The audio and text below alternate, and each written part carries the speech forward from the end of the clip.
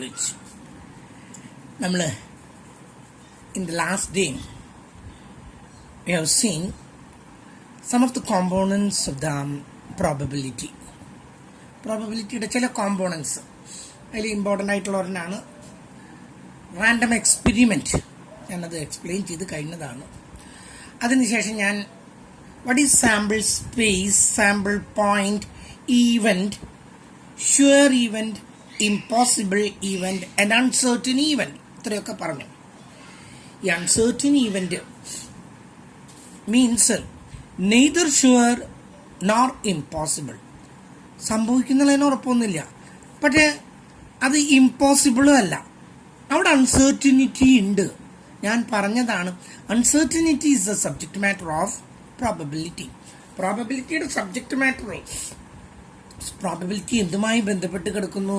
That is uncertainty. Where there is uncertainty there is probability. Okay, അപ്പോൾ uncertain event means neither an event which is neither sure nor impossible. ഉറപ്പൊന്നുമില്ല, അതേസമയത്ത് ഇമ്പോസിബിളും അല്ലാത്ത കാര്യങ്ങളെയാണ് അതാണ് നമ്മുടെ ഇവിടെ പഠിക്കുന്നത് മുഴുവൻ. ഇനിയുള്ള രണ്ട് കാര്യങ്ങളും കൂടി നിങ്ങളൊന്ന് വ്യക്തമായിട്ട് നിങ്ങൾ അറിഞ്ഞിരിക്കണം. One is equally likely events. What is equally likely events? Equally likely events are those events the occurring of one event is not having any special preference. The occurrence of any event is not supposed to prefer to another. ഒന്നും മറ്റൊന്നിനേക്കാൾ ഒരു പ്രാധാന്യമില്ല. are having equal importance. എല്ലാത്തിനും ഒരു minute ഞാനിതിൻ്റെ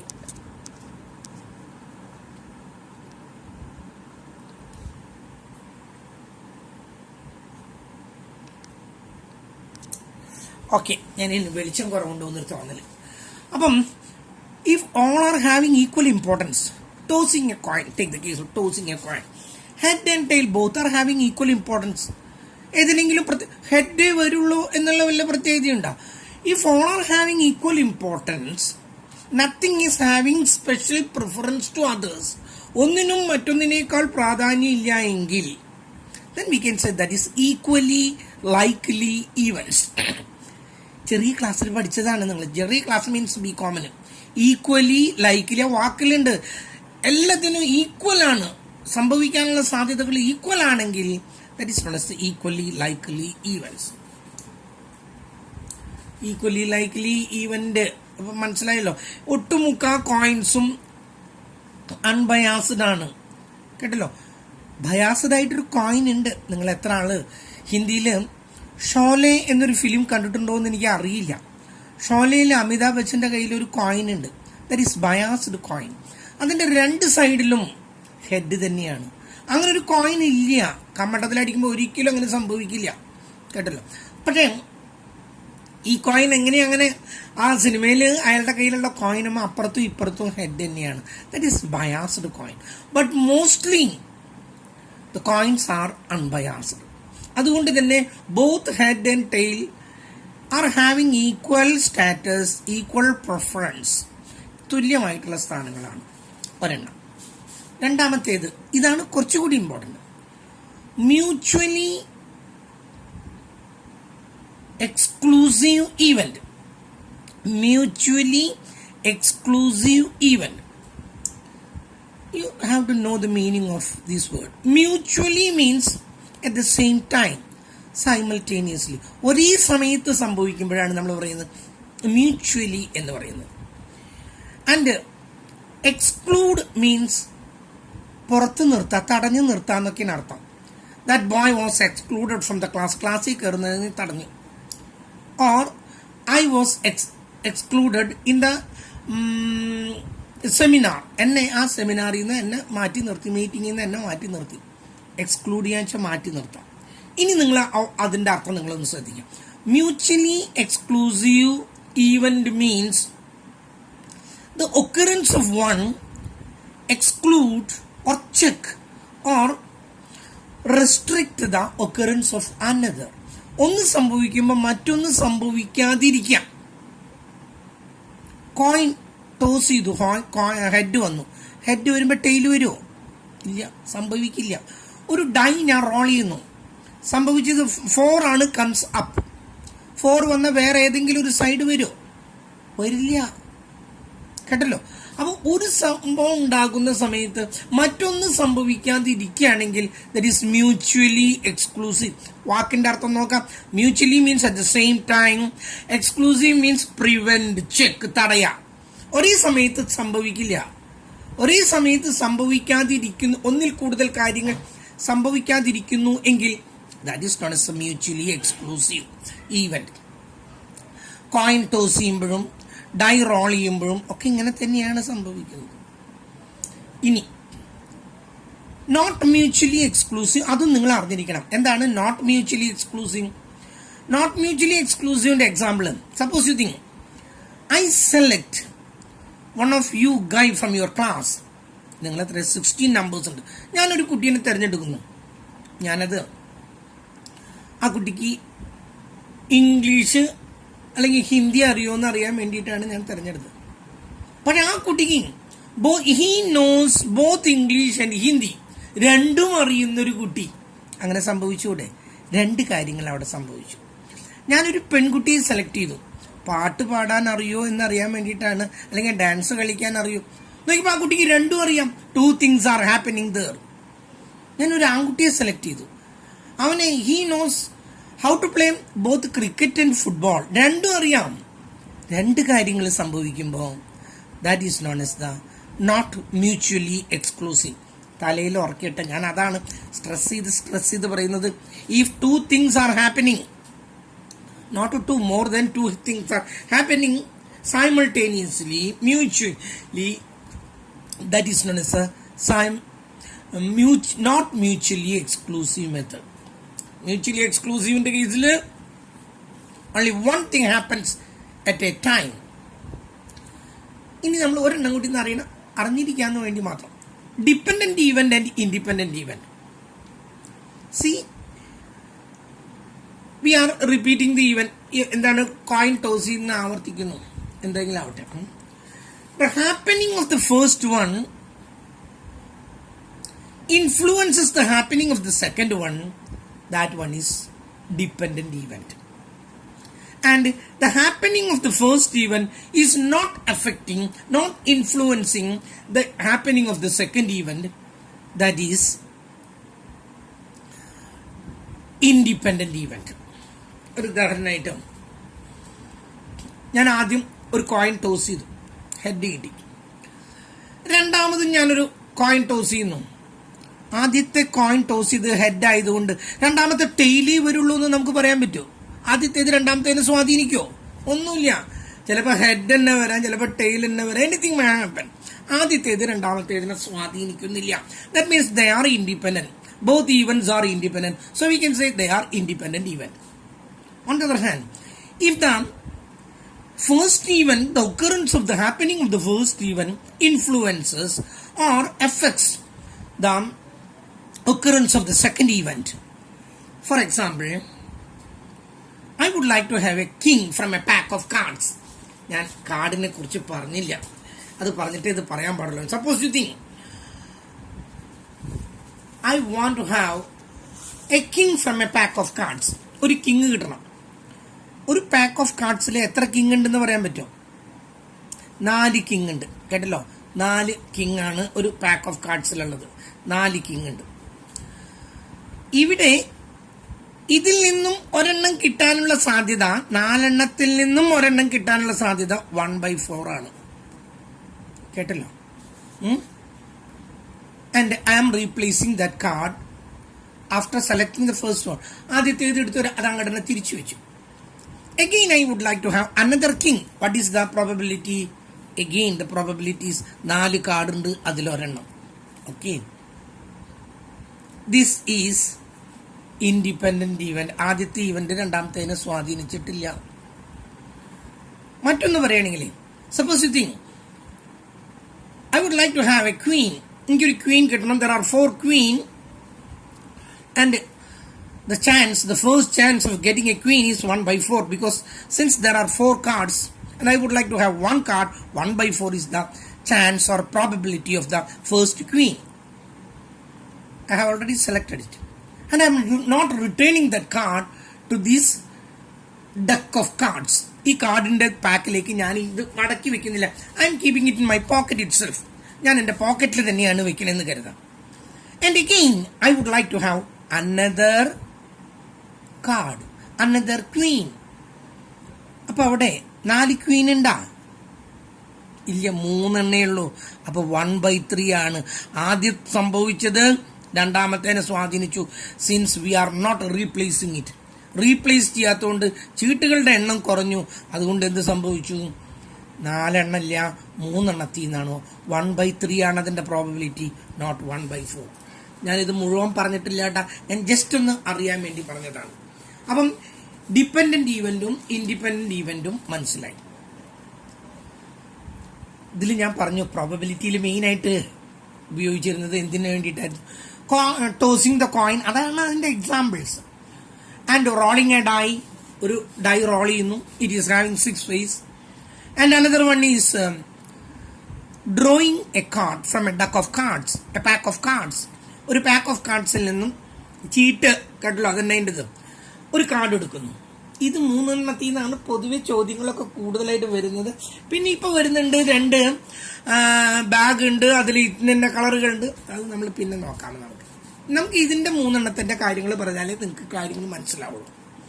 എനിക്ക് ചീട്ടിനെ കുറിച്ചിട്ട് അറിയണം. നിങ്ങൾ എത്ര ആൾക്ക് അറിയും എന്നുള്ളത് എനിക്ക് അറിയില്ല. ഒരു ഡെക്ക് ഓഫ് കാർഡ്സിൽ എത്ര കാർഡുകൾ ഉണ്ടെന്ന് നമുക്കിവിടെ ജോക്കർ ഒന്നും ഉൾപ്പെടുത്തേണ്ട കാര്യമില്ല. There are 52 cards. ഓക്കെ, എത്ര കാർഡ് ഉണ്ടെന്നാ പറഞ്ഞ? 52. മറക്കരുത്, 52 കാർഡ്. ചീട്ട് കളിക്കാൻ പഠിക്കല്ല നമ്മൾ, പക്ഷെ നമ്മളിത് അറിയണം. ഒരു പാക്ക് ഓഫ് കാർഡ്സിൽ 52 കാർഡുകളുണ്ട്.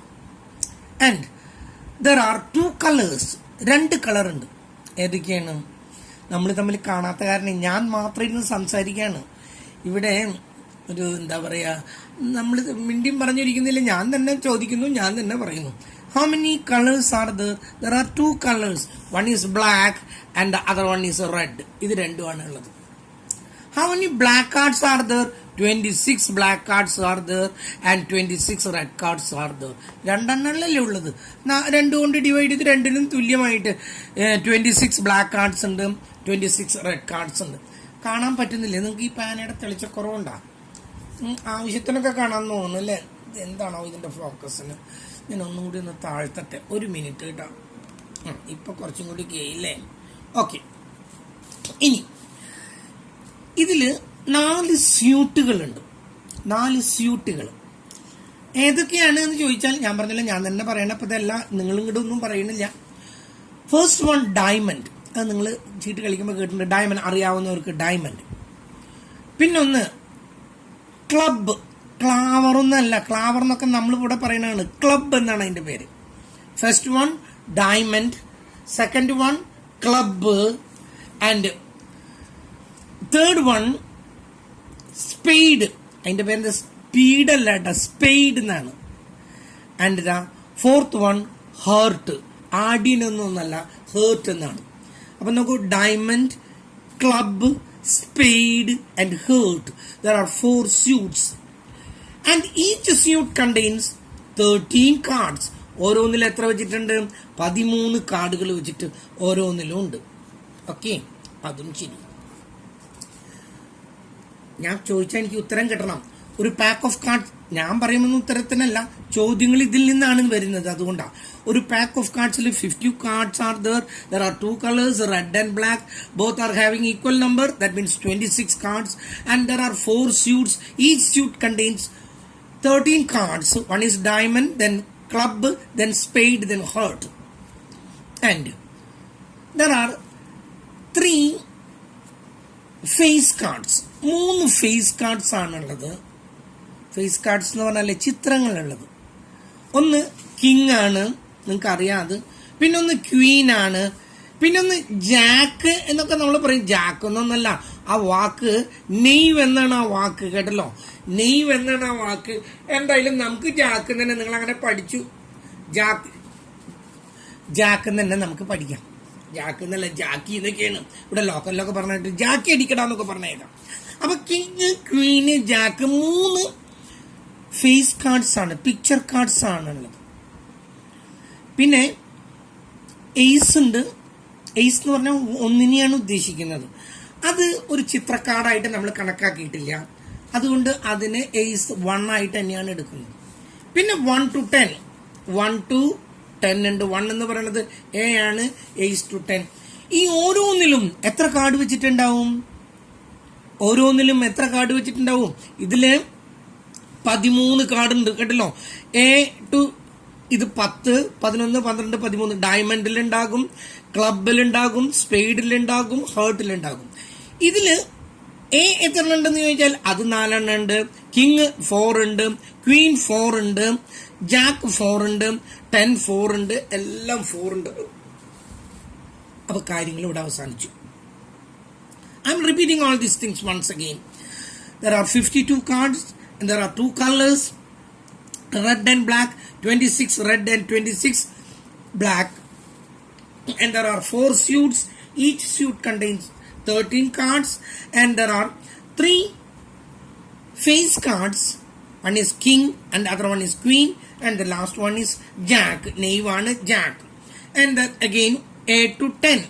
A means 1 itself. And each card is having 4 colors, 4 suits. ഇതിൽ 4 ഉണ്ട്, കിങ് ക്വീൻ 4 ഉണ്ട്, ജാക്ക് 4 ഉണ്ട്, എല്ലാം 4 ഉണ്ട്. ഒരു ഐഡിയ കിട്ടിയല്ലോ. ഇനി ഞാൻ പ്രോബബിലിറ്റിയിലേക്ക് നേരിട്ടിട്ട് കിടക്കുകയാണ്. There are different methods. One is schools or thoughts of probability. Schools of probability or the thoughts of probability 4 എണ്ണമായിട്ടൊക്കെയാണ് കണക്കാക്കുന്നത്. ഒന്നിനെ പറയുന്നത് ക്ലാസിക്കൽ തിയറി, സെക്കൻഡ് വൺ പറയുന്നത് റിലേറ്റീവ് തിയറി, മൂന്നാമത്തെ പറയുന്നത് സബ്ജക്റ്റീവ് തിയറി, നാലാമത്തേത് പറയുന്നത് മോഡേൺ തിയറി.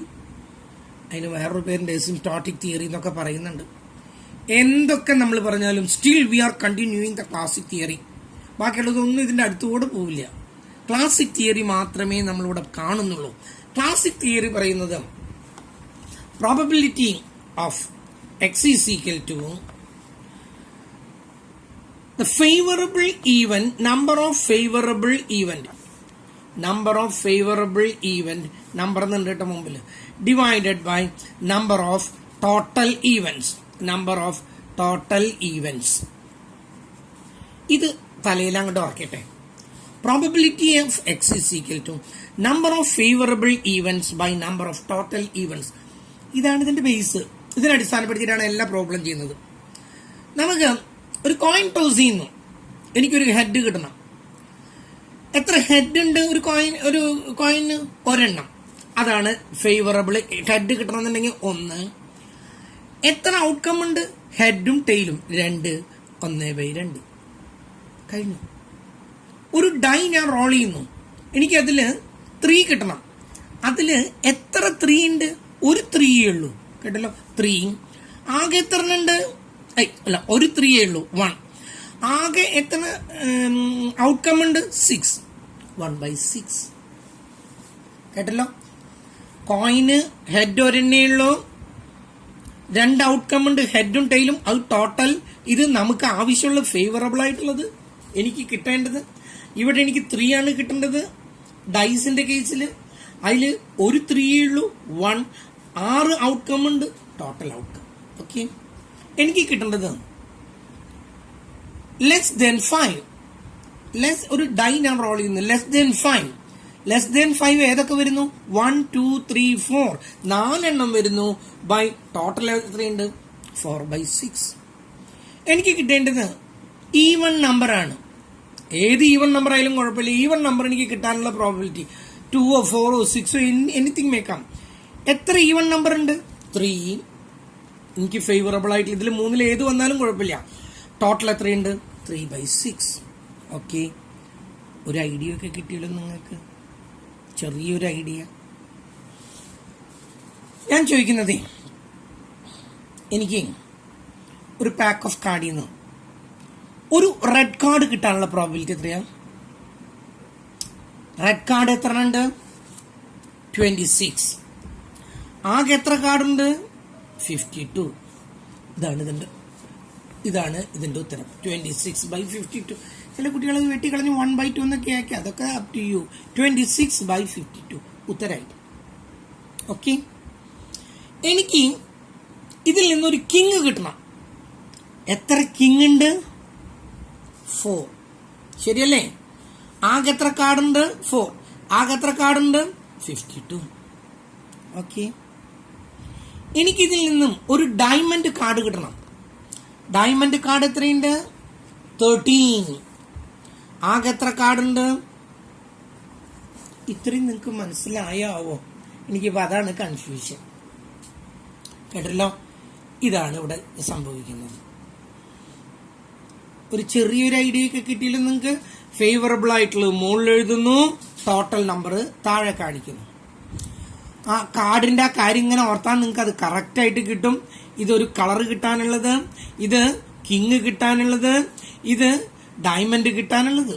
ഓക്കെ, ഇനി ഞാൻ നിങ്ങളോടൊരു ചോദ്യം. What is the probability of getting either A black card or A red card?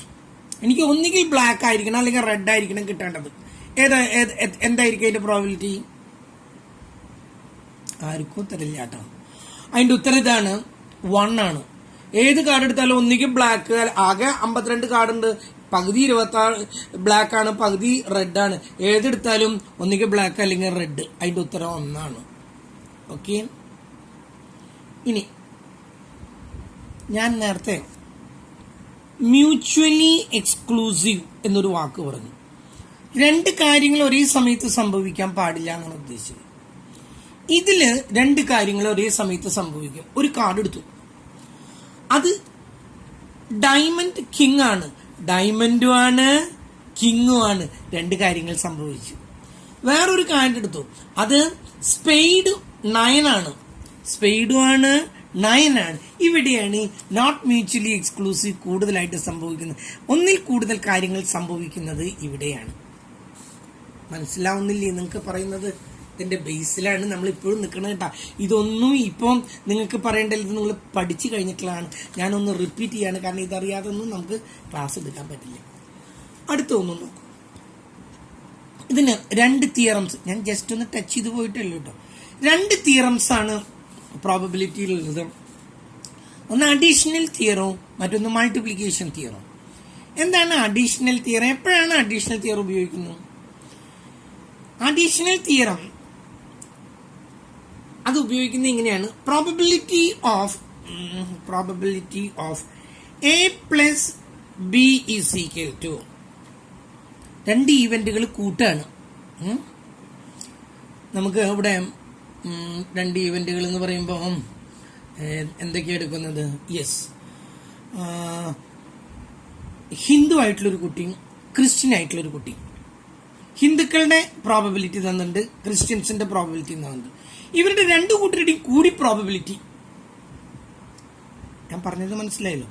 ഹിന്ദുക്കളുടെയും ക്രിസ്ത്യൻസിന്റെയും separate തന്നിട്ടുണ്ട്. അവ തമ്മിൽ കൂട്ടിയാൽ അവരുടെ തമ്മിലുള്ള പ്രോബബിലിറ്റി, ഹിന്ദുസ് അല്ലെങ്കിൽ ആ കിട്ടുന്നതിൽ പ്രോബബിലിറ്റിയിൽ ഒന്നുകിൽ ഹിന്ദു ആകാം അല്ലെങ്കിൽ ക്രിസ്ത്യൻ ആകാം.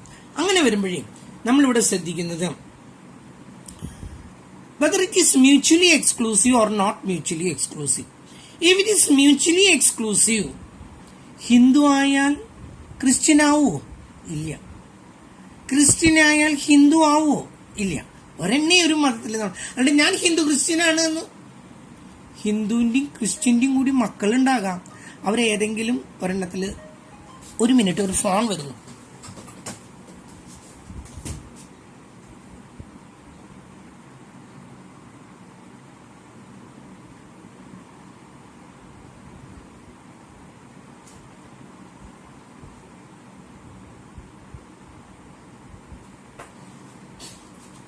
അപ്പം 2 കാര്യങ്ങള് ഒരെണ്ണമേ ഒരു സമയത്ത് ഒന്നുകിൽ ഹിന്ദു ആകാം അല്ലെങ്കിൽ ക്രിസ്ത്യൻ ആകാം. അങ്ങനെ വരുമ്പോൾ അതിന് പറയുന്നത്, ഇതിന്റെ ഉത്തരം പറയുന്നത് probability of A plus probability of B. എയുടെ പ്രോബബിലിറ്റി എത്രയെന്ന് നോക്കാം, ക്രിസ്ത്യൻ ആകാനുള്ള പ്രോബബിലിറ്റി എത്രയാണോ പ്ലസ് ഹിന്ദു ആകാനുള്ള പ്രോബബിലിറ്റി എത്രയാണോ അത് രണ്ടും കൂടി കൂട്ടാം. പ്രോബബിലിറ്റി എന്ന് പറഞ്ഞ ഒരു ഫ്രാക്ഷൻ നമ്പറാണ്. 3/2 1/6 എനിത്തിങ് മേ കം. അതും ക്രിസ്ത്യൻ ആകാനുള്ള പ്രോബിലിറ്റി എത്രയാണോ അത് രണ്ടും കൂടി അങ്ങ് കൂട്ടുന്നു. ഓക്കെ, ഇതാണ് ഇതിന്റെ ഫോർമുല. എങ്ങനെയാണെങ്കിൽ if they are mutually exclusive, രണ്ട് കാര്യങ്ങൾ ഒരേ സമയത്ത് സംഭവിക്കാതിരിക്കുക. മറ്റൊന്ന്, രണ്ട് കാര്യങ്ങൾ ഒരേ സമയത്ത് സംഭവിക്കുന്നു എന്ന് വിചാരിക്കാം. അപ്പൊ പ്രോബബിലിറ്റി ഓഫ് A + B എന്താണെന്നുള്ളതാണ് അടുത്ത ചോദ്യം. ഇവിടെ നിങ്ങളുടെ ക്ലാസ്സിൽ 16 കുട്ടികളുണ്ട്. അതില്